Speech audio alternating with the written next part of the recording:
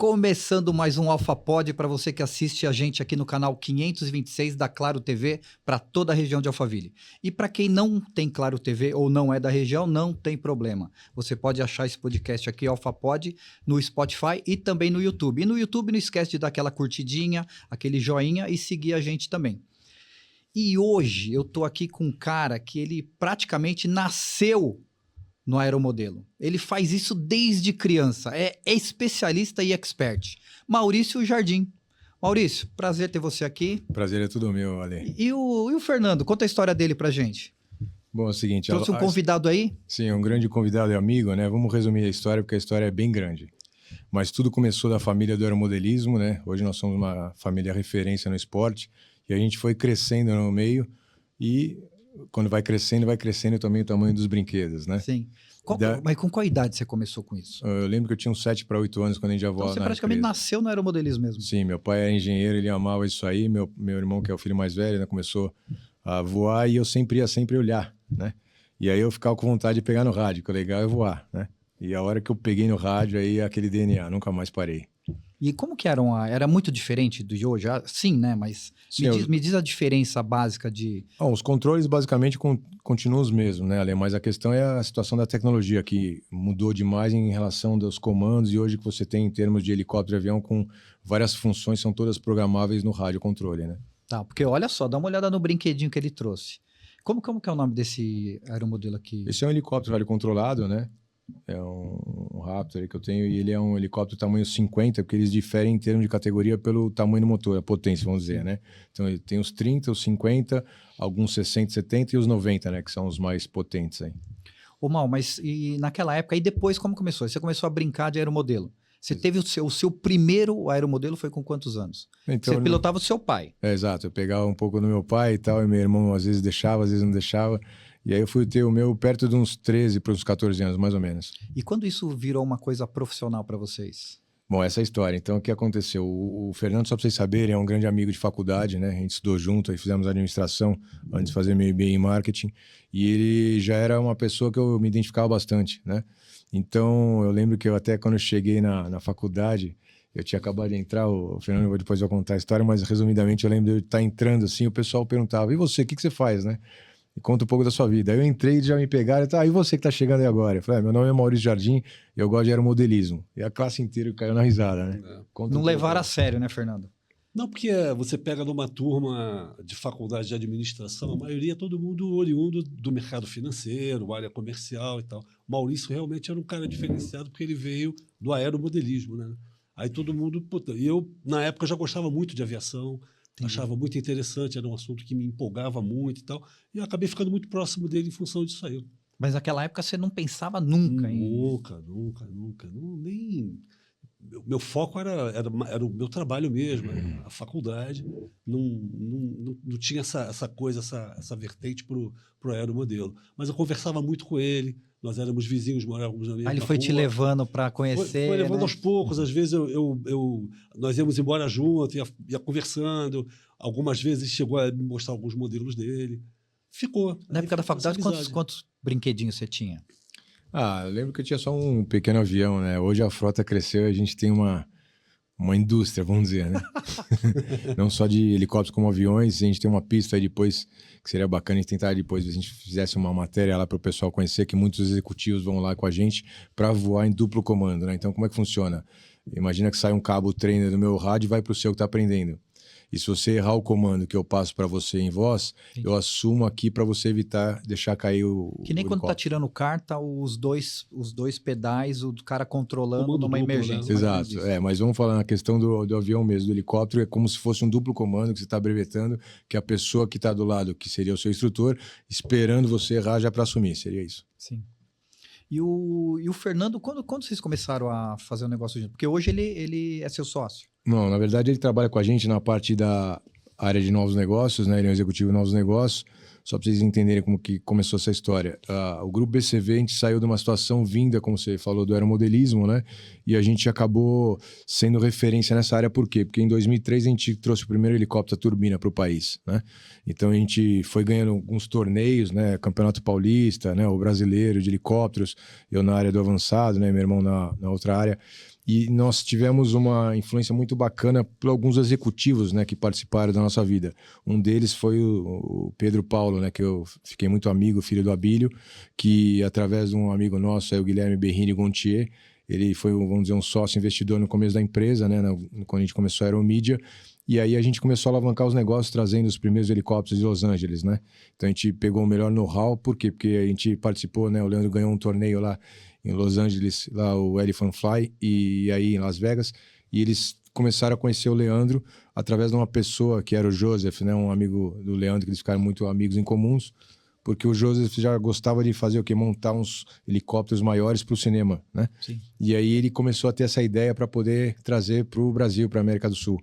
E escolheu o Leandro pela questão da habilidade. Então a gente foi sempre referência nessa área, né? O que eu lembro que meu pai falava era assim: tudo que você fizer, faça da melhor forma possível, né? Mas vocês vocês montaram a empresa em que época? Isso, aí a gente começou a Porque você praticamente... estava na faculdade, vamos voltando no tempo. Isso, que a gente em 95, né, a gente começou a RCM Modelismo. E eu fiquei até 97, da onde que um dos nossos alunos do aeromodelismo começou a me dar uma oportunidade de trabalho que eu queria aprender um pouco nessa área comercial. Entendi. Aí saí de 97, fiquei até 2003 numa indústria química, né? Nessa área comercial, crescendo até virar um gerente nacional de vendas de marketing. Voltei para a ECM para ajudar meu irmão, aí implementei o plano de marketing da empresa para ficar uma coisa realmente profissional. Então a gente montou toda uma estrutura e já tinha novos equipamentos, né? Eu coloquei um aporte de capital junto da empresa para ter uma unidade móvel. Então a gente montou uma estrutura praticamente em 2003 para ter uma empresa profissionalizada. Então já fazem 20 anos praticamente. Exatamente. Então nós somos pioneiros, que eu ia falar agora, nessas imagens aéreas por controle, né, antes dos drones, com um manual de conhecimentos teóricos reconhecido pela ANAC. Então eu fui uma pessoa que se preocupava já naquela questão das normativas, né, e toda a questão que você teria que ter para a situação de ser um voo, né, mesmo que sendo por radiocontrole, mas sempre a gente fez com muita cautela, né, porque meu pai já dizia que ou fazia direito ou não fazia. Então eu acabei crescendo nesse meio, sendo, vamos dizer, uma referência. Tá, ô Mal, me conta uma coisa. Hoje o pessoal conhece mais o drone. Naquela época que era aeromodelo, Exato. como que vocês faziam a captação de imagem? Então, o que nós fizemos? Tá vendo embaixo onde tem esse patim, né? Esse esqui que a gente diz. Sim. A gente aumentou a altura dele para poder colocar embaixo um suporte, né? Com Tipo uma... um gimbal, exatamente. Mas na verdade ele era com uma situação que tinha uma coisa adaptada. Isso, tudo para poder conseguir voar, né? Numa situação de peso já limitado, que o helicóptero com uma câmera, ainda mais em uma situação no chassi. E a câmera não era pequena Não era naquela pequena. época já, né? A gente voava até com uma PD-70, para você entender, a 170, aquela da Nossa, Sony. então é 3 quilos a câmera. Era grande. Então a gente conseguiu desenvolver um trabalho que o que foi realmente o ápice foi quando a gente trabalhou com o pessoal lá, com o Hernani lá do Autosport, né? Sim. Que a gente fez um trabalho bacana lá na pista lá da Goodyear, se não me engano, da Pirelli, e a gente voou fazendo o Peugeot 206. Então isso aí foi ao ar, foi a primeira imagem bacana que mostraram make-off a gente seguindo, né, com o carro deles, o carro na pista, o Peugeot 206, e aí começaram a perceber que a gente tinha um talento diferencial para conseguir oferecer para todas as produtoras uma imagem que um helicóptero real não conseguiria fazer. Ô Mal, e naquela época o gimbal ele se mexia ou era fixo? Ele tinha só o movimento vertical, para Tá. cima e para baixo, a lateral não tinha. Tá. E aí depois a gente começou a desenvolver o point tilt que a gente fez no outro helicóptero, a turbina, que gera um motor a reação para poder carregar uma câmera como uma Alexa, né? E naquela época, pô, o controle era um controle adaptado também. Não, é o Porque controle... a câmera era controlada por outro aparelho. Isso que eu ia falar. Então, o helicóptero era operado pelo Leandro, que era meu irmão, e eu voava fazendo os movimentos da câmera para poder fazer entendi. como se fosse o cameraman lá Sim. do helicóptero da Globo. Porque o Globocop, por exemplo, ele chegou em 2000 alto, 2000 baixo. Por aí.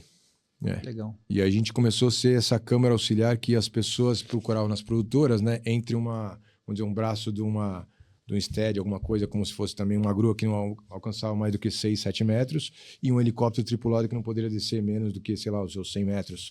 Então a gente fazia esse pedaço, vamos dizer, nesse espaço, que era uma coisa bem diferenciada, Sim. chegando próximo até da pessoa que estava na frente de um comercial e tal. Enfim, aí a gente começou a ficar conhecido exatamente por isso, Ale, pela habilidade e pela visão do negócio, que eu montei uma estratégia para chegar primeiro aonde? Nas agências de publicidade. Claro. Então, o grupo todo da DM9, do Nizam, todo mundo conhecia a gente, né? Eu tenho um grande primo aí que é o Wilson Negrini, até mandar um abraço para ele, que ele sempre elogia meu trabalho e foi vendo a gente crescer e era um termômetro, né, nessa questão. Porque uma coisa é você achar, outra coisa é o mercado falar que você realmente tem uma expertise, um know-how e que eles comprovam que você se destaque naquilo que você faz, né? E naquela época a demanda já era grande? Sim, já Porque era ninguém grande. tinha e vocês eram os pioneiros. Exato. E aí as pessoas começaram a procurar a gente. Tanto é que quando a gente foi no O2, né? A gente chegou lá para fazer um trabalho junto com o Meirelles, com o César Chalone, e aí já emplacou de cara fazendo um trabalho com toda a produção da Vale do Rio Doce. Então a gente fez todos os trabalhos praticamente com a Vale, com o Carlinhos Brown, né? Então fizemos Mariana, César, Carajás, né? Céu dos Carajás.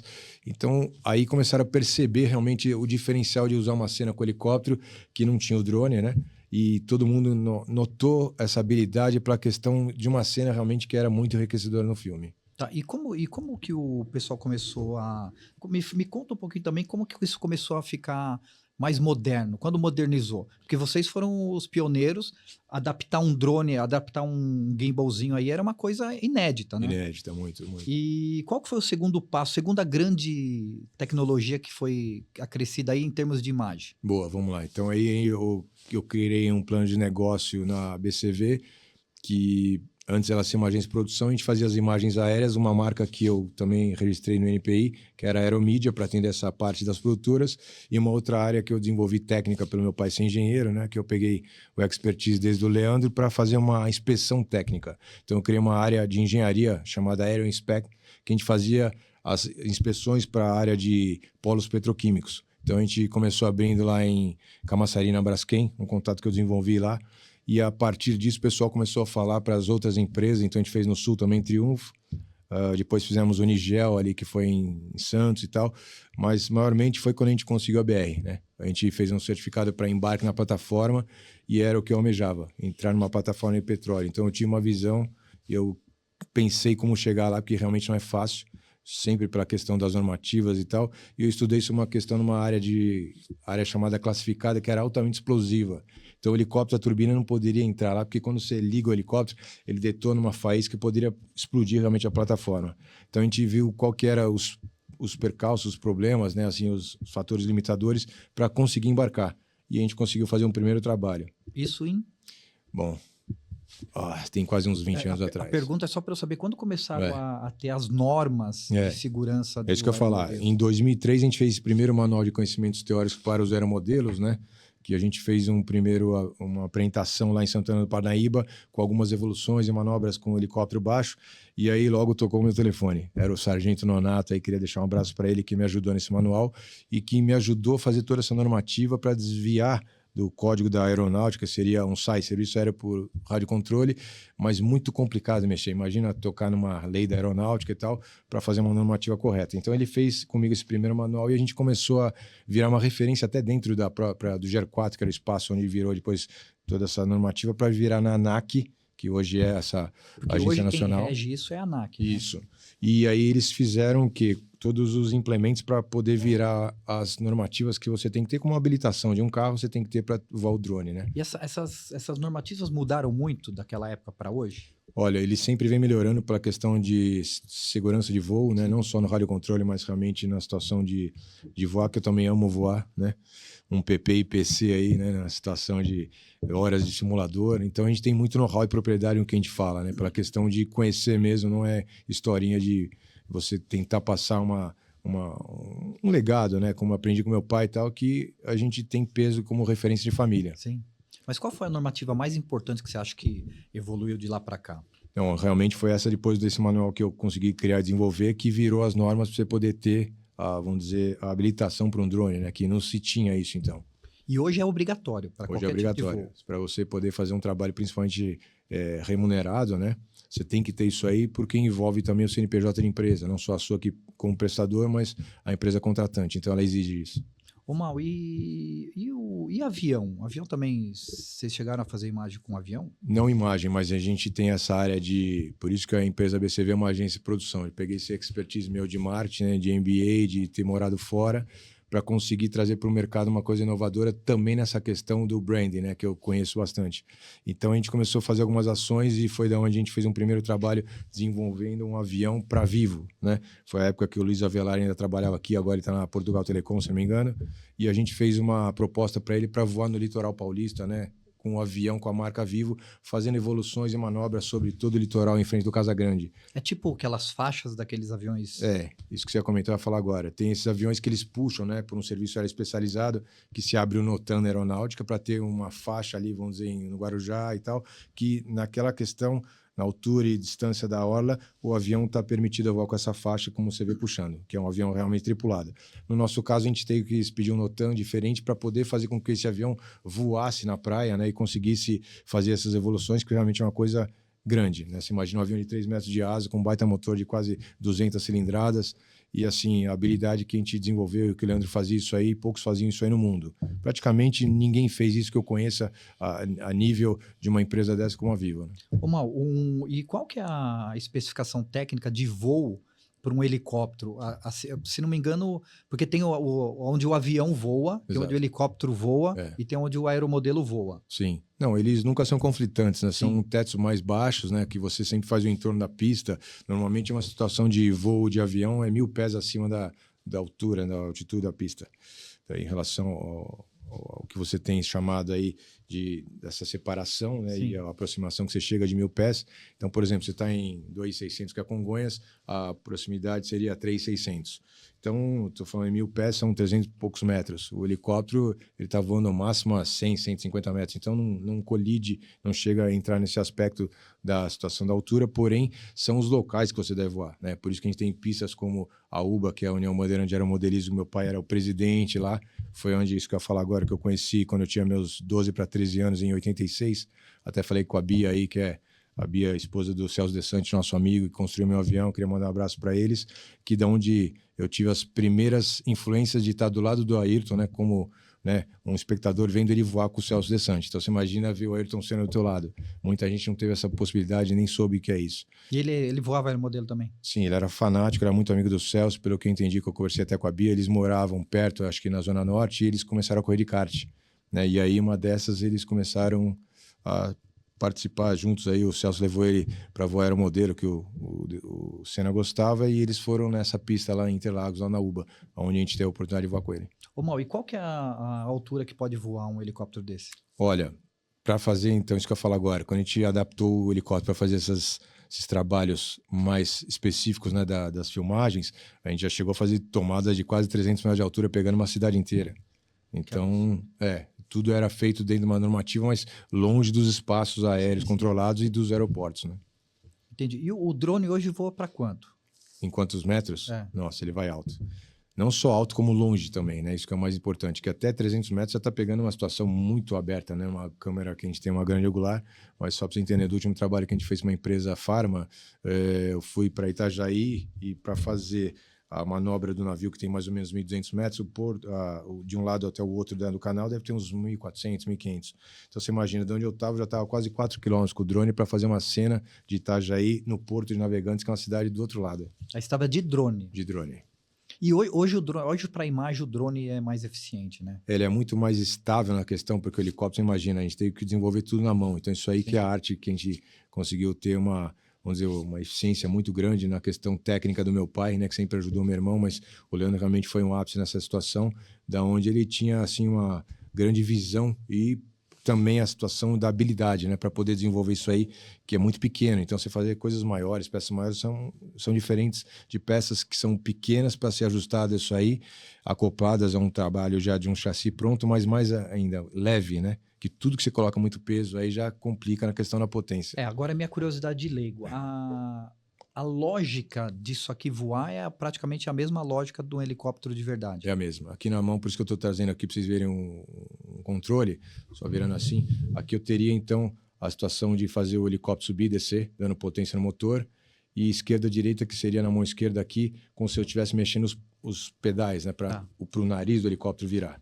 E aqui eu teria que o cíclico na mão para frente, ele vai para frente, que a gente fala picar, e para trás eu falo cabrar, ele cabra, né, voltando para trás, e esquerda, direita, onde eu tombo ele, deslocando, por exemplo, se fosse na linha do meu nariz, ele deslocando para a esquerda e para a direita em relação à minha pessoa. Entendi. Uma outra coisa, e o avião também, mesmo tipo de tecnologia de um avião normal. Sim, a questão da aerodinâmica, do voo, tal, dos movimentos. Apenas a única diferença, e grande diferença, é que o avião, quando eu dou potência, ele aumenta, né, a rotação do eixo do motor. E aqui, quando eu dou potência, eu aumento também o passo da hélice. Esse passo que você está vendo, essa hélice presa, ela é variável.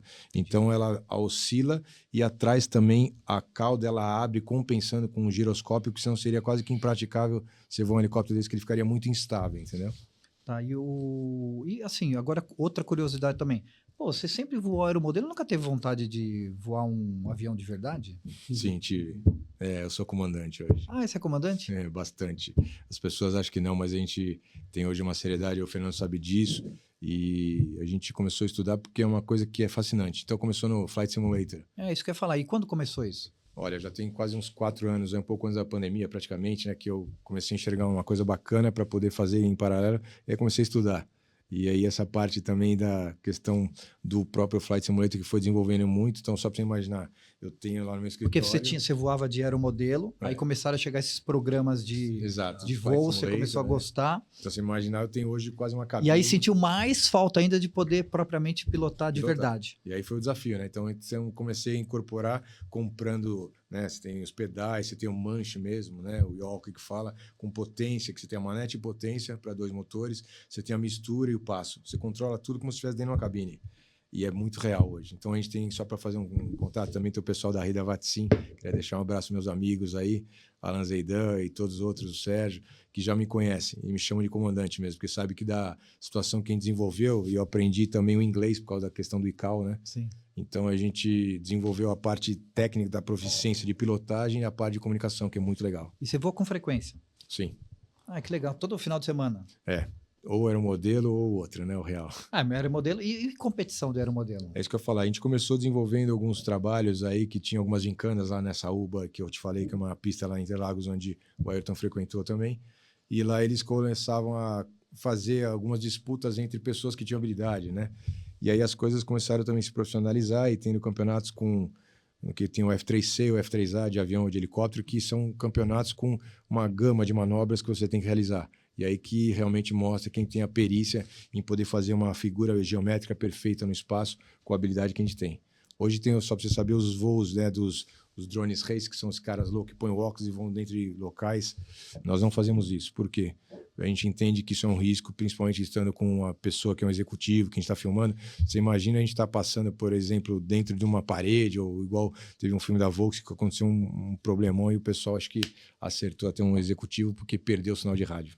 Então a gente não faz isso, é sempre pelo range do rádio, como a gente aprendeu com meu pai com o helicóptero, que a gente voa sempre olhando e próximo. São cenas pontuais, né? Mas voltando a falar dessas competições, é bem frequente no Brasil ainda? Bem frequente. E muita gente faz isso, inclusive lá fora, né? Nós temos alguns torneios que são lá em Gaspar, em Blumenau, lá no sul, lá que eles usam já há muito tempo um espaço que eles têm lá, que era no Paraíso dos Pôneis, e hoje eles fizeram uma pista maior, muito profissional, né? Que vem pessoas de fora, inclusive da Argentina, do Uruguai, né?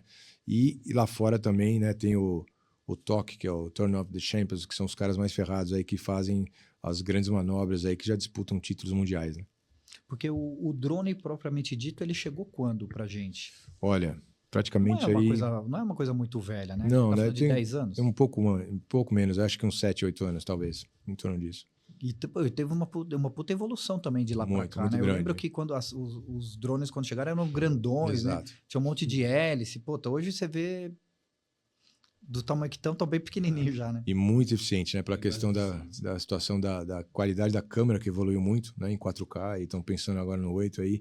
E as câmeras agora que viram também de pé para fazer Porque antigamente os drones não vinham com câmera também, né? Você acoplava alguma coisa. Exato, neles. você colocava uma GoPro igual o primeiro Phantom que eu tive. Isso. E aí você fazia... Já era Phantom já. Já era um Phantomzinho. O primeiro que chegou foi o Phantom? Foi, o que eu lembro, sim. Porque eu lembro que chegou 8 hélice, aí 4 hélice. Então é que isso aí era o Quadri, né? O Hexa, o Octo, que eram não da DJI, mas pela questão da DJI que já virou uma febre, né? Então a coisa foi crescendo para poder também beneficiar as pessoas que queriam fazer como lazer, né? Porque a DJI hoje é top no drone. Ela é uma referência, né? Uma Assim, referência. uma empresa muito boa. Tem gente que questiona falando que fica preocupado porque é coisa da China, mas hoje é uma qualidade muito boa. E eles têm também para essa área agrícola, né? Eles cresceram muito nessa situação também de double range, que eles colocam 2 antenas para fazer o monitoramento quando você está perto de uma linha de transmissão de energia, que você pode perder isso aí no arco voltaico. Então eles usam 2 antenas que se perde o sinal entre o outro. Bem legal. E de quando saiu os Phantoms tinham uns 50 centímetros, mais ou menos. De tamanho. É. Talvez isso aí é um pouco menor. Porque 40, esses menorzinhos aí, eles têm a mesma qualidade que tem o Phantom? Tem. É mesmo? Inclusive, eles são mais versáteis. A câmera de vídeo, Tem qualidade. Tem qualidade. E não só isso, eles são mais versáteis em termos também de dobrar as pás, né? Os braços, vamos dizer, além das pás. Então você coloca ele numa malinha pequenininha e para a questão de voo em locais que você tem algumas pessoas, né? Que você está às vezes numa praça e tal, ele fica até mais interessante porque também ele é mais silencioso e menor também, né? É porque o Phantom faz um barulho, parece meio parece uma assustador, abelha, né? Se você pega no local fechado, ele causa um impacto meio negativo. E local fechado tem que tomar bastante cuidado, né? Pra falar pro pessoal. Com certeza. Isso aí muita gente não sabe do risco da questão do problema. Porque tem lugar que nem pode voar, não é? Exato, isso, tem as permissões e tal, mas tudo a ANAC fala que é tudo por conta e risco do piloto, né? Dependendo da habilidade e tal, você consegue fazer coisas que as pessoas não conseguem fazer. Exatamente como a gente voa com o helicóptero de cabeça para baixo, de ré, né? Então, assim, uma coisa é você voar o voo básico, outra coisa é voar numa situação de, vamos dizer, de algumas pessoas próximas. E outra coisa é voar em locais aglomerados. Então, pessoas querem fazer isso em shows e tal, já é mais complicado, que é meio perigoso, né? Por isso que até os menores são melhores nesse sentido. Sem dúvida, para a né? questão do peso e pela questão também da confiabilidade. Porque, pô, um helicóptero desse é perigoso. Não, né? isso aí nem pode se voar. Nem pode, Nem né? pode, porque isso aí Só os realmente drones mata. menorzinhos. Só os menores. E hoje tem algum estudo de quantos pilotos autorizados existem de drone? Olha, eu acabei de sair de uma reunião agora de manhã, já são 500 mil drones no Brasil. Só para você ter uma ideia. E é livre, o cara que quer comprar um drone, ele pode comprar. Quer dizer, Então, comprar ele pode, só que pode, depois ele mas tem que conseguir uma licença. tem uma licença. Exato, né? Que você tem que entrar, tem o SARPAS, tem um site tudo certinho que eles se cadastram, porque se acontecer alguma coisa, né? Tem alguém para responsabilizar. Exatamente, né? Imagina se causa um problema até com os nossos familiares, né? Deus livre e guarde, mas se a pessoa que está voando não tem isso aí, ele pega e vai embora e tchau. Agora, o passo, se estiver voando, você tem um registro aí que todo mundo te encontra rápido. Ô, Mal, e quantos brinquedinhos você tem desse? A empresa tem 20 anos já, né? Deve ter uma história longa disso. Então, o arsenal é grande. A gente tem alguns aviões, helicópteros e dirigíveis também. Então, a gente está já com uma proposta de trabalho frente a algumas empresas aí que a gente está fazendo esse lançamento no mercado logo em breve, de uma situação, de uma estratégia de marketing que a gente está fazendo exatamente com o Fernando, com os outros que estão com a gente, para que a gente possa mostrar ao mercado esse expertise que a BCV tem, sendo uma agência de produção, não só uma produtora, né? E ainda além mais do que isso, a questão de toda a situação de roteirização que nós fazemos. Como eu estudei muito nessa área de comunicação, né, para poder fazer também meu curso de marketing, eu via que muitas das questões mais assim, desejáveis era a situação de uma agência no meio junto com a empresa, aí um terceiro querendo entrar, né? Aquela coisa, né? Telefone sem fio. Quando fala muita gente, ninguém entende. E aí eu percebia que tinha muito isso, uma carência muito grande ali no mercado para que as pessoas pudessem realmente ter uma empresa de ponta como nós hoje, que nós não dependemos de ninguém, né? Nós temos a nossa própria área de comunicação, que faz todo o nosso trabalho, como a Lorena que está com a gente e tal, o Dani que faz o staff está aqui com a gente, entre outros também, e o Fernando que hoje é um ápice aí nessa questão. Por quê? Porque uma pessoa que veio no mercado financeiro respeitado demais, já trabalhou junto com o José Safra no Banco Safra, já trabalhou no Citibank. Então hoje eu escolhi a dedo pessoas que pudessem estar representando nosso time para que a gente pudesse mostrar uma excelência frente ao mercado que a gente fala que são os executivos, você sabe. Não tem erro, um cara que é excelência. Sim. Ô Fernando, e conta um pouquinho então de como que é esse trabalho aí pra gente. Na verdade, é um trabalho muito de prospecção, né? Sim. A gente trabalha muito em feiras, em locais onde você tem um espectro muito grande de empresas fazendo algumas apresentações. E a BCV entra nesse circuito, mostrando, abrindo todo um book de trabalho que ela tem, né? Todo o know-how que nós temos nessa parte de elaboração de filmes, de roteiros. E o mercado recebe bem hoje? Recebe porque você tem uma carência grande assim de bons profissionais, principalmente nessa parte, no que tange essa parte de você ter esses voos técnicos muito bem feitos, né? Você tem muita gente que, às vezes, se aventura a fazer esse trabalho, mas não faz a coisa com muita qualidade. Isso é uma grande verdade. Tem muita empresa que dá problema aí no mercado, Mal? Muita empresa, não podemos nem falar, porque É. isso aí é meio chato, né? Mas muita gente que pensa que vai ganhar dinheiro, que é fácil, e quer copiar o nosso know-how, não vai E chegar não lá. consegue. Ô, Mal, qual que é o brinquedinho maior que vocês já tiveram lá? Então, é esse avião que a gente fez para a Viva, aí são quase 3 metros de envergadura, né? Que a gente colocou 3 metros de ponta de asa, né? exatamente, ponta a ponta de envergadura. E a gente fez a situação preparada para a Viva, né? Um amigo nosso aí que construiu junto com meu irmão que fez o projeto e ele desenvolveu, né? O marinheiro, eu queria deixar um grande abraço para ele também, um cara muito bacana. Mas hoje, na questão de próprio do hobby, a gente tem máquinas também de 3 metros e pouco, o Fernando viu, com motor de 80 cilindradas, é uma máquina bem grande, com uma hélice desse tamanho, uma máquina perigosa, tem que saber voar realmente, ser um piloto com o pé no chão, senão você causa uma encrenca. E na empresa, você que pilota sempre? Sim, hoje na BCV sou eu, mas nós estamos com um plano de expansão para que outros pilotos possam fazer alguns trabalhos, né? Não na situação como na frente que o Fernando falou, que envolve essa questão técnica, e isso é questão de ordem, né? Pela situação da responsabilidade envolvida, pessoas que em volta da gente conhecem nosso trabalho, então é um nome já no mercado há muitos anos, né? E hoje em dia, a autonomia, o pessoal fala bastante da autonomia de drone, né? Que ela é pequena ainda, não é isso? Não, na verdade hoje tem uma situação privilegiada que antes, no passado, os primeiros Phantoms chegavam a durar 12, 15 minutos? até menos, 7, 8, dependendo do que você colocava, né? Às vezes 12 se fosse um voo, né? Que você está em movimento, então você exige menos dos rotores e da bateria, mas quando você está roverando e pairando, como a gente fala, né? Para se movimentar dando potência, aí ele gastava mais a bateria e não aguentava mais do que 7 minutos. Mas hoje, só para você entender, eu estou falando em drones que já vão 30 para 40 minutos. Então, já uma bateria bem grande, né? O Phantom nosso mesmo aguenta 30 minutos. 30 minutos. 30 minutos ininterruptos, você fazendo voos e, assim, a qualidade de um trabalho, assim, excepcional que antes não se tinha. Vocês gravam geralmente em quê com o Phantom? Grava em HD mais, né, acho. Hoje mais pela questão da situação das redes e tal, mas isso que eu ia falar agora, pela questão corporativa, né? A gente tem esse diferencial, né? Como eu sou hoje um roteirista mesmo, um writer, né, que faz tudo pela questão de começar de um papel do zero, né, de chegar dentro de uma empresa através de uma criação da empresa, de uma pessoa que é um CEO, um presidente. Então a gente faz a gente decupa, né, de uma ideia, de uma situação, de um brainstorm, e isso aí vira um roteiro, um pré-roteiro para um roteiro, para depois virar um storyboard. Então a gente faz tudo isso. O último trabalho que a gente fez, inclusive, a Piovan, com o Ricardo Prado, ele nos deu uma oportunidade grande com a Ana, que era a moça do mar, que trabalhava com ele, e a gente fez um trabalho vindo de num footage, né? Imagina da Itália, uma situação num filme muito complexo, né? Que a gente teve que usar uma câmera grande, aí, uma câmera de mais de 100 mil reais, né? Uma Canon, para poder conseguir fazer um trabalho técnico em 4K. Era a questão da observância que todas as imagens teriam que ser 4K, além do 1920 por 1080, era uma exigência ter o 4K. Mas essa câmera grande, pesada, hein? Voa em quê?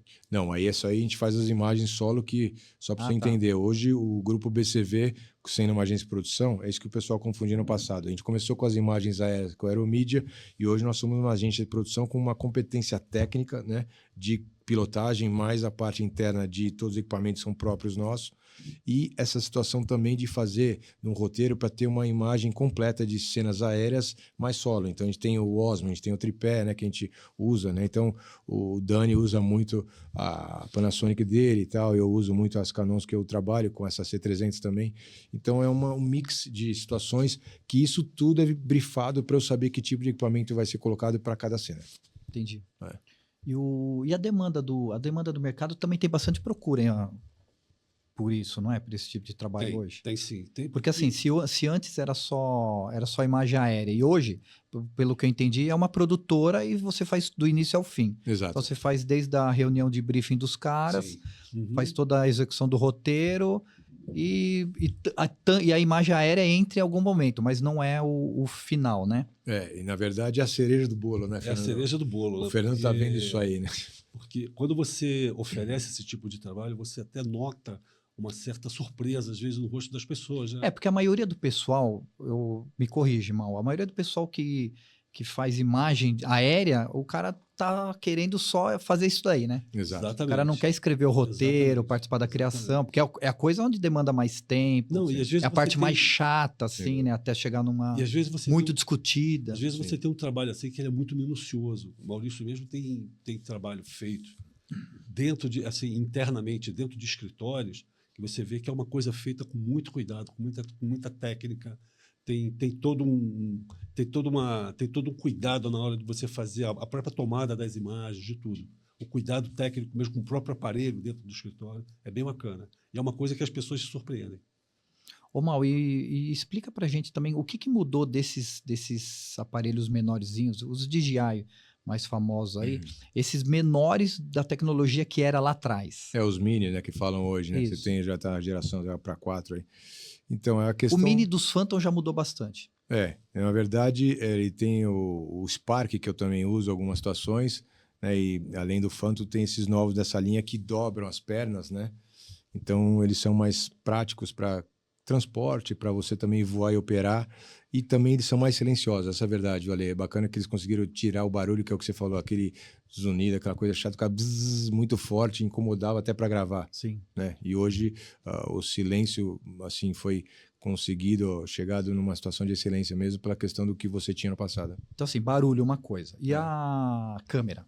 Muito estável. Inclusive, o que eu estava te falando, que ela hoje consegue rotacionar para a situação vertical, como o pessoal faz hoje os podcasts ou até algumas lives, né, para poder colocar. Então a DJI, percebendo isso, se mobilizou para poder criar através do time deles técnico uma câmera que virasse na vertical para ficar como se fosse o celular, fazendo uma linha de frente aí para as empresas que usam nesse tipo de padrão, que a gente não gosta muito disso, tô sendo sincero. Entendi. Como eu vim do cinema, né, imagina, trabalhei com um cara aí que, quando a gente fez o Animal Planet, o BBC, o Discovery, um seriado chamado Prehistoric Park, eu trabalhei com o Sid Bennett. Se alguém quiser depois saber quem que é simplesmente o maior produtor de cinema do mundo. Então foram 3 empresas na África do Sul, na América do Sul, nossa, na Aeromídia, na Europa uma outra que eles conheciam, na Ásia outra empresa. E a gente foi condecorado com excelência, né, Ale, com a melhor empresa do mundo para fazer essas cenas aéreas, atendendo uma BBC. E aí eu lembro quando o Leandro ficava cansado no staff, que você imagina, a gente dormia pouquíssimo, a gente estava fazendo um brief meia-noite, 1h da manhã, 4h30 já estava de pé, só para você imaginar. Trabalhando 3 dias sem parar, moído o dia inteiro, e aí era um rolo, né? A gente usou uma mínima 16mm para fazer esse documentário, que era como se fosse a vista de um pterodátilo seguindo o apresentador do programa, o Nigel. Então você imagina isso numa situação de Que rolo. época que foi isso?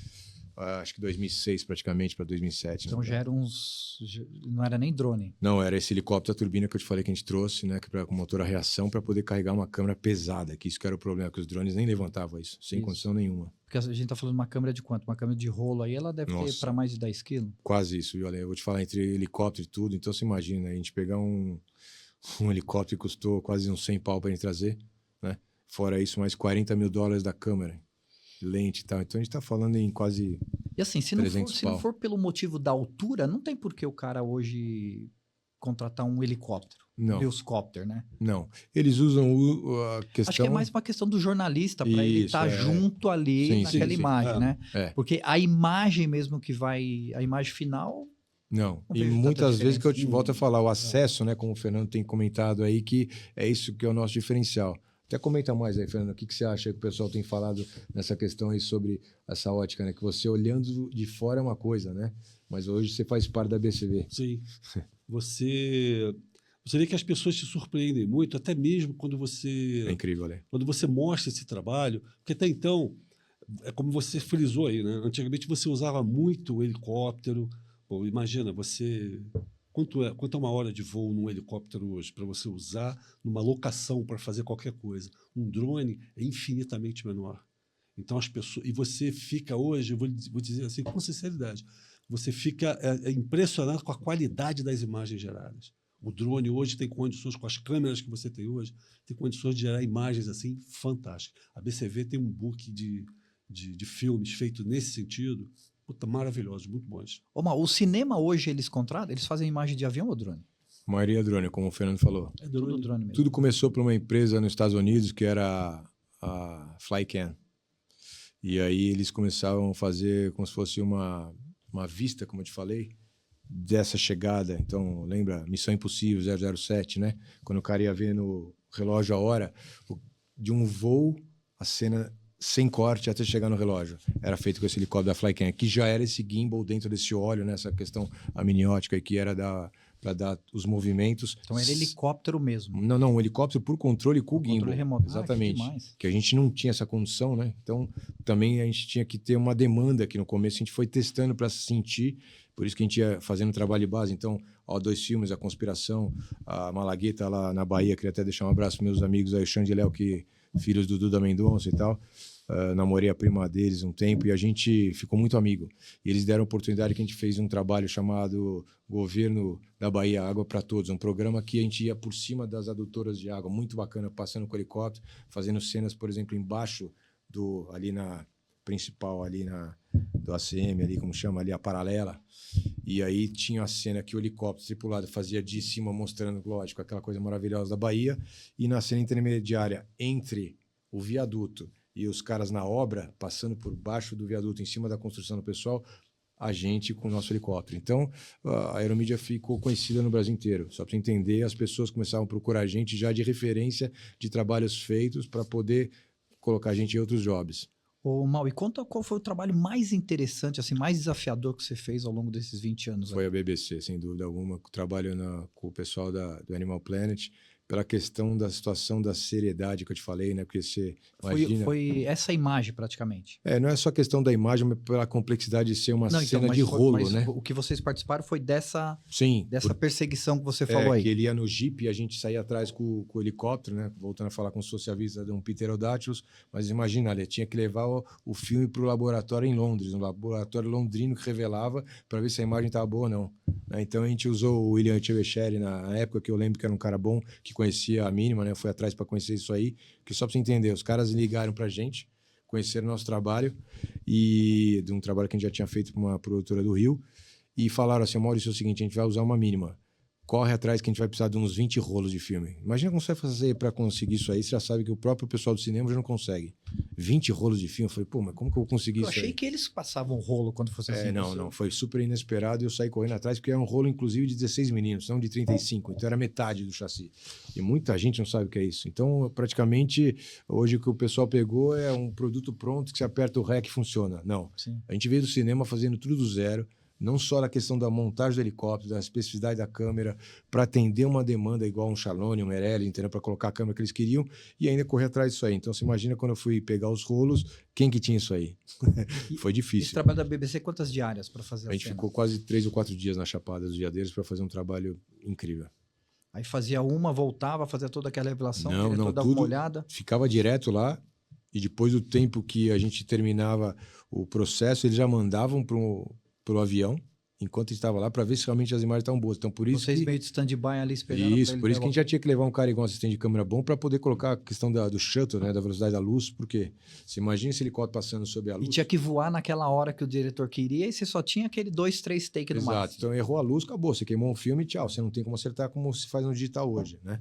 Mas maiormente, imagina que o helicóptero, né, com a questão do fake, eu falo que é o seguinte, tá virando a pá, e aí a luz incidente sobre a câmera fica um tracejado. Então você tinha que aumentar a velocidade do shutter da câmera para igualar a velocidade da luz, né, com a situação da velocidade da pá.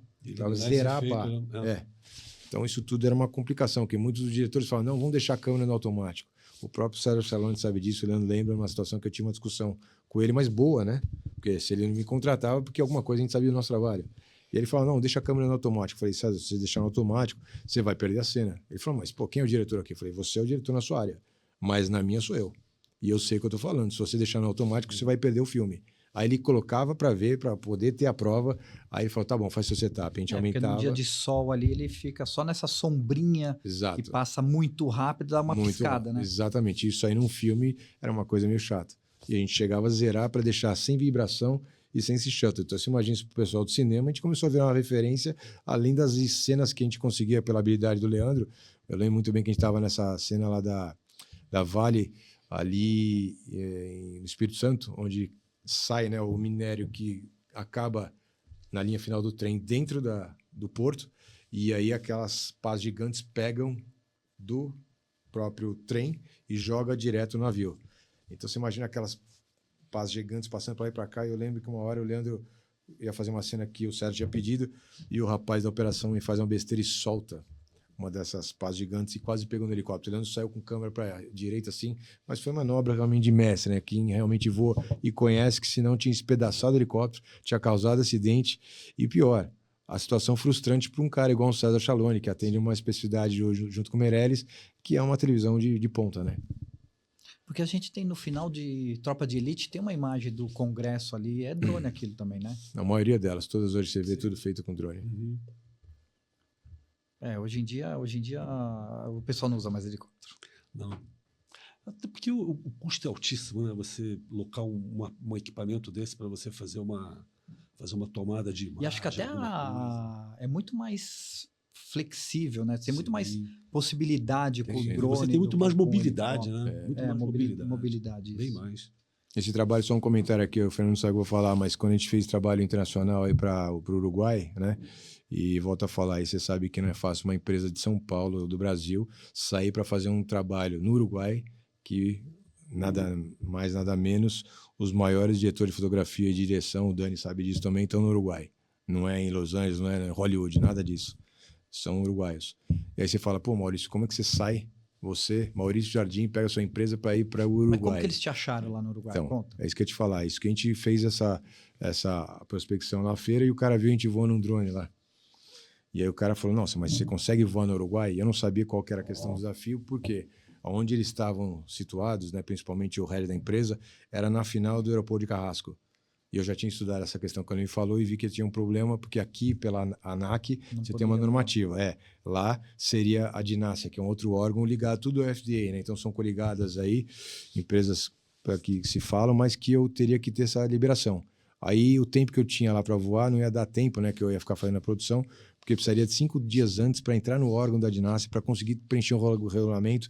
E em alguns pontos lá eles também não autorizavam, como o Palácio Salve, que eu consegui fazer uma cena que era a cena da entrada do filme, depois vocês vão ver, mas que o pessoal não conseguiu voar porque ficava onde? Do lado do prédio da presidência, nessa a Praça da Independência lá no Uruguai, e ali é totalmente bloqueado contra atentado. Então ninguém quase voa drone lá. E eu fui lá e consegui desbloquear também. Então você imagina, não só ali na própria frente da empresa, como também lá. E o Rodrigo, que é o dono da empresa, quando ele viu, né, a família Savoy viu, eles ficaram simplesmente surpresos. Falaram assim, imagina como eu virar para você e falar assim, poxa, Lê, o que você fez aqui para voar? E eu não sabia por que ele está falando isso. Ele falou, porque meu amigo veio alguns dias aqui, ficou 2 dias ininterruptos tentando desbloquear o drone e ele não conseguiu voar.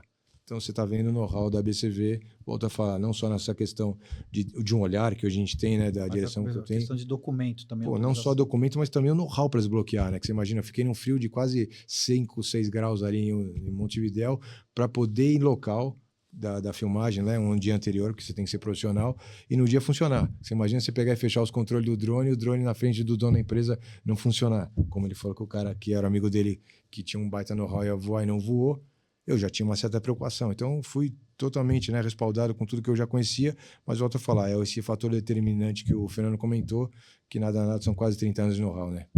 Mas aí, agora conta uma saia justa aí que vocês tiveram que resolver, alguma coisa, algum problema aí pra gente que teve que ser resolvido rápido. Não, foi essa mesmo, né? E a gente ia lá e a hora que eu fui tentar fazer o drone subir, a hora que eu fechei os comandos do drone, ele não voou. Ele ficou dando lá um problema de impedimento. Porque, gente, é um equipamento, ele pode acontecer a qualquer momento. Isso é normal para quem trabalha com vídeo, né? Sim, principalmente agora imagina vocês que eu tô falando, sair do país origem e ir para um outro país, né? Aí para se virar lá e atrás das coisas. A lei muda, você entendeu? Toda a regulamentação e tal. Então, o que é um diferencial nosso? É que hoje a gente tem um privilégio, porque a gente é conhecido, que eu volto a falar, pela questão lá atrás, em 2003, como eu fui a pessoa e o autor desse manual de conhecimentos teóricos, que embasa muito a gente, né? Então, o pessoal da aeronáutica conhece a gente é referência nessa situação de ser pessoas já de muito know-how, como também a gente tem os BRAs para voar o avião, o helicóptero, o controle, que nós somos instrutores, né, Ale? A gente não é só um praticante do hobby. Então, as famílias mais tradicionais voam com a gente porque a gente é referência no meio e eles procuram isso. Tá, e qual que é o caminho, qual que é o futuro para vocês, para a empresa hoje? Bom, hoje o que eu determinei, o que eu enxergo, a visão de negócio aí que eu estrategei para os próximos anos é realmente ser essa empresa referência, né? Uma agência de produção completa que eu possa atender, como você falou, de A a Z, né? Literalmente. Então, você imagina, você pegar uma empresa aí hoje numa área de transportes, né? Vamos falar, a gente tem empresas como Volvo, Scania, Mercedes, né? Que eles são excelentes no que eles fazem. E hoje a gente tem essa excelência para poder desbancar realmente um mercado que, de uma certa forma, usa as grandes agências com as produtoras, né? Que cada um faz muito bem a sua função, mas que eles estão vendo essa crescente, principalmente meu primo Negrini, quando a gente fez o primeiro trabalho da McLaren, né, ele sabe bem o que eu estou falando, que é um trabalho de excelência que se você mostrar esse trabalho para qualquer diretor de filme, para qualquer empresa e fora do país, internacionalmente, ele é reconhecido. Você vai falar mais, qual que é a sua questão de dizer que isso teve um peso? É a própria a métrica, né? Como eu sou de marketing, como eu sou dessa área também, eu analiso tudo que eu faço. As pessoas que trabalham comigo sabem, eu sempre faço as análises das produções, o Fernando sabe disso, eu levo em conhecimento para ter a pesquisa da satisfação que o cliente teve em função do que a gente criou. Não é, eu achei que ficou bom, não. Mas agora, se você viu uma pesquisa de um cliente que assinou e deixa um contato para você ligar, aí a coisa melhora. Então, nessa situação dos próximos anos, a gente enxerga hoje um mercado muito ao nosso favor, que de uma certa forma a concorrência é boa, né? Por quê? Porque aí ela mede realmente quem tem capacidade, né? E eu lembro que um chefe meu falava quando eu vendia, que eu fui um ápice nessa indústria química, que a capacidade não tem idade, né? Você sabe muito bem o que eu estou te falando. Tem pessoas hoje que ganham um dinheiro fazendo todos esses vídeos, né, de redes rápido, mas que não é o nosso negócio. Tudo bem, a gente tem toda essa estrutura também, mas o nosso foco maior é o corporativo, é o institucional mesmo, que rege essa questão toda que eu te falei, com competência que a gente tem própria, né? E isso hoje você sabe que no marketing é cobrado e precisa, né? É isso. E a tendência para os drones? Em termos de tecnologia, onde você acha que a gente chega com isso? Olha, eu vou... O que tem para se melhorar? Não, eu prefiro não falar, sabe por quê? Porque aí já é uma coisa que não tange a minha área em termos de... Imagina uma esfera que isso aí vai crescendo ao ponto que você nem sabe como tá, né? Você sabe hoje, se tiver uma guerra mundial, você aperta um botão, acabou o mundo, essa é a verdade, né? Então a gente não consegue imaginar por quê. Porque isso primeiro passa pelas Forças Armadas, essa é a verdade, né? Então você não sabe, porque isso é uma estratégia primeiro de respaldo para a questão da segurança militar do país. E depois eles passam para um trabalho que você possa usar como hobby ou como uma questão profissional. Então, realmente, eu não, prefiro não falar uma coisa que eu não conheço, né? Eu vi um filme que o exército americano usava drone para atacar esses exércitos mercenários, terroristas e tal. Era tudo com drone. O cara entrava numa altura... Muita tecnologia no mundo começou depois de guerra, tecnologia, internet. Ele usava o drone... O gimbal no helicóptero veio de guerra, né? De arma que colocava embaixo. Mas eu digo assim, a tecnologia, o que precisaria ter num drone hoje que ficaria mais versátil? Em termos de tecnologia, que eu digo, ele vai ficar mais leve, a câmera vai melhorar, vai ter mais capacidade de voo. Seria a capacidade de voo em termos de tempo de bateria, né? Isso aí que todo mundo tenta fazer, porque você imagina uma situação numa tomada ou de uma inspeção técnica que você está fazendo, por exemplo, uma linha de alta tensão, né, que são quilômetros. Então, essa questão realmente é importante para poder tirar hoje essa situação do voo que é limitado pelo tempo da bateria. Que a gente tem hoje de 30 a 40 minutos, você falou de média. Então, agora os novos eu acho que talvez mais. Eu quero falar também que são coisas que estão vindo no mercado que a gente já especulou e já está sabendo, mas por alto eu acho que em torno disso, de 30 a 40 minutos. Entendi, Mal. E dá um recado aí que você, para quem está te assistindo aí, para quem quer contratar o trabalho de vocês. Bom, nós estamos à disposição para atender todo o mercado, né? E o diferencial, volta a falar, é realmente a competência. São muitos anos nessa área. E mais ainda, um time que a gente montou seleto de executivos, de profissionais, né, de pessoas da área de produção e pós-produção, né, como o Léo que está comigo, o Vituli, que conhece muito, indicado um amigo nosso. Então, você vê, tudo a gente fez um preparo para atender o mercado, que você sabe que hoje não é fácil, né, Lê? Para atender uma questão de uma demanda, principalmente de executivos de alto escalão, como aqui o Fernando falava, com essas pessoas que são muito poderosas, tá certo? E que não aceitam um erro. E eu concordo, né? Porque meu pai já falava isso. Se especializa, né? Você tem que ser uma pessoa que, quando você fala, você tem que ter propriedade. Não adianta você chegar em frente ao microfone e contar uma história que não tenha embasamento. Hoje a conversinha não vai mais. Né? Não vai mais. Você tem que mostrar um conhecimento, você tem que mostrar o que você já fez. Exatamente. Tem toda a credibilidade. Pô, tem 30 anos aí de experiência, né? E a história também da família não era modelismo, que eu volto a falar, né? São famílias típicas, né, que controlam o PIB, eu já falei isso com o Fernando, ele concorda, que que você tem o cara que é do polo, né? A família do polo, outra do automobilismo, da náutica e o aeromodelismo, né? Assim como também o kart, né? Que o Ayrton começou também com o Celso. Mas assim, o aeromodelismo é uma coisa fascinante, por quê? Estou falando agora em função do que eu lembro, né? Do passado, e o Dani lembra disso também. A gente, quando eu estudei até no Pequenópolis, o pessoal me conhece muito lá, e os próprios professores falam assim, o que seu pai faz? Porque era muito diferente e distante o desenho que eu fazia meu irmão perto dos amiguinhos, que é a casinha, a florzinha, um amiguinho de mão dada. A gente já fazia foguete, avião, barco, né, que a gente também velejava lá em Ubatuba e tal. Então a gente começou a ter uma diferenciação realmente na visão do negócio, né? E essa questão do negócio veio pela situação do aeromodelismo e do xadrez, que meu pai também jogava. Então, meu filho joga xadrez, ele gosta, mas eu falo para ele, olha, além disso, você tem que desenvolver a habilidade que o aeromodelismo te dá. É que você imagina, se eu der uma E ferramenta... ele já voa também? Hoje ele já tá voando. Qual que é a idade? Tá com 13 anos. Ah, então já estava quase profissional você nessa idade. Então, é que a gente teve, assim, acho que um fogo muito maior pela questão do meu pai, né? Hoje você sabe que a situação é digital mesmo, então, infelizmente, os tablets e os celulares, até um recado para os pais, né? Saibam adverter e cuidar dos filhos de uma coisa que seja prazerosa, mas que também que dê, né? A gente fala isso, né, Fernando? Claro. Que possa educar de uma forma construtiva. Eu creio que o aeromodelismo, por tudo que a gente passou, sendo a primeira empresa realmente regulamentada, que eu te falei, pela aeronáutica e a história que a gente tem, é um próprio, vamos dizer, uma referência que você pode dar para o seu filho, né? Que ele realmente muda a conduta, afasta da droga, né? Então, a gente tem até o Clube Aerobelo, eu queria deixar um contato aí do Paulo, que é um grande amigo, que a gente está fazendo uma parceria grande para levar os executivos lá, para as pessoas estarem com a gente, sabendo que é um local saudável, que você pode levar a família, né? Que você pode curtir o seu filho, que você sabe hoje você não tem tempo, filho. As pessoas estão aqui trabalhando e lá e tal, quando vê, passou uma semana, um mês, um ano, né? Hoje é aniversário do meu filho. Sim. E é isso que a gente faz como um prol de poder lembrar de tudo que eu aprendi também, que eu lembro, os momentos mais importantes era meu pai e meu irmão. Porque, meu, você voou muito com seu pai também. Muito, muito mesmo. O Jardim Velho, o Jardim de Guerra, ele é uma pessoa fabulosa, não só pelo QI, mas pela questão também da situação de referência como um pai, né? Seu irmão voa também até hoje. Vou até hoje. E o que ele faz? Ele ficou com uma área mais técnica, né? Que essa parte das petroquímicas ficou com ele, né? Mas nós estamos aí com um projeto aí logo que a gente possa fazer também uma situação usando o que eu te falei dos dirigíveis, né? Que é uma área que ele domina e está fazendo toda essa especialização para esse mercado que a gente está desenvolvendo, para que a gente possa também ter algumas operações em conjunto. Entendi.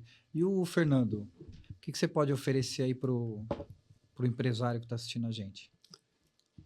Trabalho muito sério, bastante tecnologia, uma visão muito uma visão muito técnica desse trabalho, uma coisa, um trabalho feito com qualidade, com seriedade.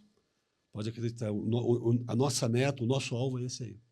Ô, Mal, e o mercado? Como é que está o mercado para produção esse 2024? Como você vê isso? Olha, eu falo que sempre o mercado tem espaço para todo mundo, mas cada vez ele fica mais seleto e, assim como as grandes empresas, né, os chineses estão começando a vir com força total e estão pegando uma grande fatia, eu creio que realmente vão se destacar aqueles que têm competência num todo, como a gente pode falar que eu apresentei aqui, né? E isso que o grupo BCV tem, que isso não se tira, se acrescenta, né? Com o tempo, que é o know-how, a experiência, né?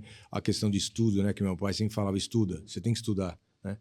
Meu pai falava estudo, aquela frase, acho que eu entendi o estúdio, né? Aquela frase do passado, é uma brincadeira, mas é verdade, né? Mas a verdade é que quando eu comecei a enxergar isso também pela seriedade da aviação, né? Comecei a colocar a cara nos livros, você sabe, subiu, tem que descer, você tem que pousar, é obrigatório.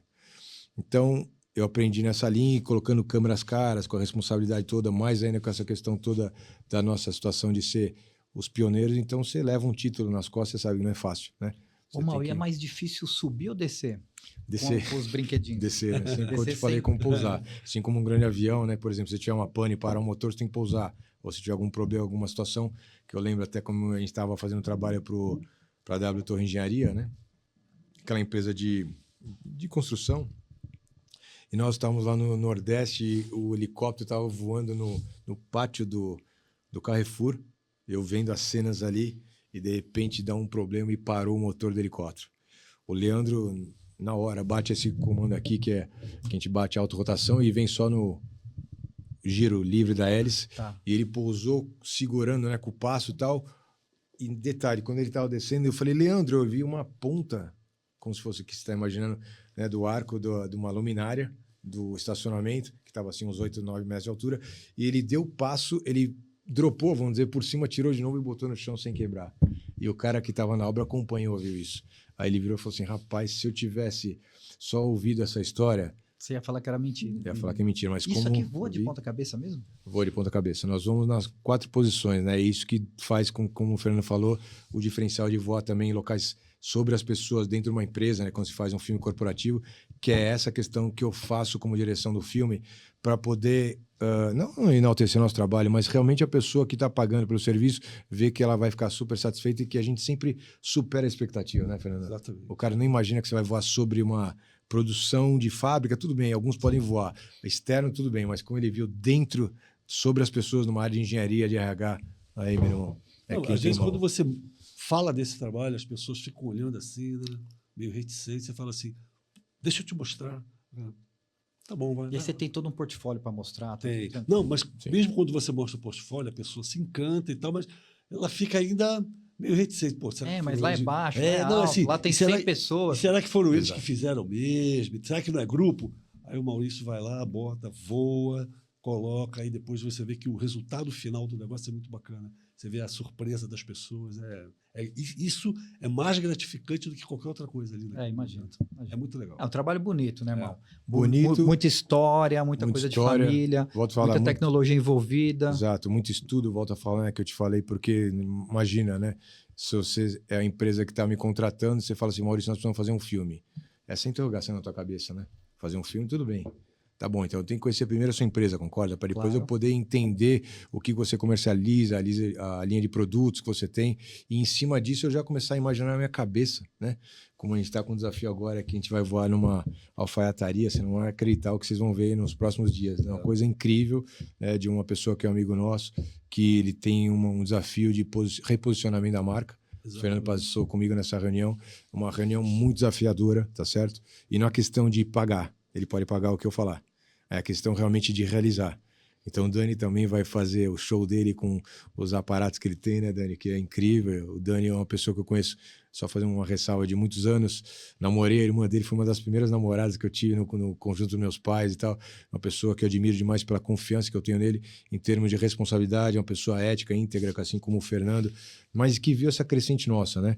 Então a gente colocou no time, volta a falar, pessoas que pudessem ser vários braços do Maurício, né? Que a coisa acontecesse de uma forma muito gostosa, né? E frente, volta a falar, nos empresários, todos percebem isso. O próprio Pedro aí, que está para fazer esse trabalho com a gente, já deu uma ideia, né? Pô, então vamos chegar com o drone aqui descendo no meio das E árvores. é uma fábrica, vai gravar dentro de uma fábrica. Não, dentro de uma alfaiataria. Alfaiataria assim, de altíssimo nível. Exato. E ele está querendo fazer um reposicionamento dentro de todo o negócio dele. Ele quer sair desse mercado, somente desse mercado, para expandir, dar um espectro muito maior, mais visibilidade. E aí, nesse da trabalho, grande vocês dele. estão fazendo a produção toda. Isso. E a- Criação de roteiro, tudo. Tudo, desde Exato. o início, desde a criação, desde sentar com ele para entender o que ele quer.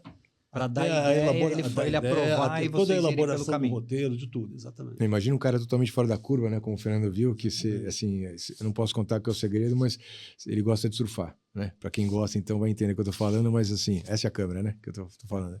Você gosta de surfar. Fique atento, vocês vão ver imagens incríveis e inéditas, né? Não é por questão só da produção, mas como foi elaborado esse filme. Por que eu tô falando isso aí? Porque você sabe, né? A questão da criação conta para ter a questão de uma cereja no bolo de novo, né? Ah, tá bom, o bolo é gostoso, mas por que a cereja tá lá, né? Porque é um diferencial que quem olha fala, nossa, que bacana, né? Então, assim, o bolo também sem a velhinha não tem a graça, né? Sim. É isso que a gente fala. E eu percebo isso muito hoje na questão que as ideias que a gente dá, só para acabar a conversa, eu lembro quando a gente chegava, imagina você sendo o diretor do filme na área da criação numa agência, e aí quando você falava, não, então vamos fazer essa cena, eu falava, não, eu não posso por questão de ordem, porque é perigoso, e mudar um roteiro todo. Imagina como que fica perante a sua pessoa, é muito chato isso. Sim. Mas eu tinha que falar pela questão da segurança, né? Igual o Pedro. Não, então vamos descer aqui pela janela, ou descer, pegar a árvore. Não é assim, entende? Mas a gente vai tentar fazer uma coisa que... Me fala o que você quer que eu falo como eu consigo fazer. Mais ou menos Exatamente. isso, né? Não é? Porque a maioria das vezes o pessoal me pede algumas coisas que eu falo assim, tá, peraí, ó, me fala o que você quer, pra eu te falar como eu consigo fazer. Porque Muito a maioria bom. das vezes o resultado dá E se eu não praticamente puder o mesmo, fazer, eu né? vou te explicar o porquê que eu não posso Isso, fazer. exatamente. Qual é o impeditivo? Muito inteligente o que ele falou. Exatamente. A nossa frente é essa, sabe, Ale? Porque, volto a falar, todo mundo que também que é da área de comunicação de mídia quer ver a sua produção, concorda? Claro. Você é testado o tempo todo, não é só porque você está vendendo um trabalho, não é isso, é muito mais do que isso. A sua questão de você passar para o mercado, uma questão diferente de você ter o posicionamento que você acha, né? Eu até falo que, todo mundo vai discordar comigo, mas eu volto a manter meu posicionamento. Essa questão de uma moda, né, de colocar o filme de pé. Poxa, se eu tenho um drone que eu posso pegar uma vertical, né? Uma horizontal, quer dizer, de pegar toda uma extensão. O enquadramento, vamos falar real. Né? O enquadramento de mídia social é horrível, né? É horrível. Complicado. Porque, cara, você pega muito teto Exato. e muito chão. Não, então imagina... Não pega o horizonte. Mais numa era, é isso que eu tô falando, né? Pô, aí a DJI, o pessoal pegar e inverter a câmera, eu acho que foi muito abusivo e não precisava disso, entendeu? E volto a falar, como eu vim do cinema, eu não entro nessa. Como eu falei com um cara aí que a gente teve para fazer um trabalho na Baixada e o cara veio ficar bravo comigo. Problema do cara, entendeu? Não tô preocupado com o que ele pensa. Eu tô preocupado com o que o mercado pensa a respeito da BCV e ver que eu tenho razão, né? Porque você vê, começou que no passado, algumas coisas que nem tem mais. Aí foi passando para o Face, né? Hoje já tem o Insta, o TikTok. Então, são sempre tendências que o mercado busca e isso é a função da agência. Mas a questão da produção, volto a falar, acho que vocês concordam. Quando você vê de um cinema e você sabe que é filme, isso aí não vai mudar. Isso aí é tradição, é o que o cara quer ver realmente numa extensão horizontal, entendeu? Não vertical. Ô, Mal, e o pessoal, para achar vocês, para BCV, passa os contatos aí pra gente, por favor. Maravilha. Pessoal ali. Então, vamos lá. Se vocês quiserem meu contato, aí eu tenho direto pelo celular. Pode falar? O que você quiser. 97653-7995. Repetindo, 97653-7995. E a própria página do nosso site, www.grupobcv.com.br. BCV, bom para mim, bom para você. É E isso. tem todo o portfólio lá, viu? Tem, né? Tem. E aí, então Bastante no coisa. site o cara acha tudo. Acha tudo, ele vai ver, tem bastante coisa lá. Tá bom. Pode até. Mal, parabéns aí pela história de família, agradeço. pelo sucesso aí de vocês. Eu que agradeço. Fernando, sucesso aí também prazer na empreitada conhecê-lo, de viu? vocês aí. Que dê tudo certo, que vocês produzam muito, que voem muito, façam muitos filmes aí. Não Deus só quiser. aqui, mais no Uruguai, mais para, quem sabe, mais longe ainda. Se Deus quiser. Vamos voar, né, Maurício? Tudo para honra e glória ao Senhor Jesus. É isso aí. Gente, obrigado aí por mais um AlphaPod. Para você que assistiu a gente aí pelo canal 526 na Claro TV. Para quem não tem Claro TV ou não mora na região, não tem problema. Procura a gente ali no Spotify ou no YouTube. E a semana que vem a gente volta e eu vou estar aqui do lado da Cicinha de novo, tá bom? Beijo, tchau. Abraço.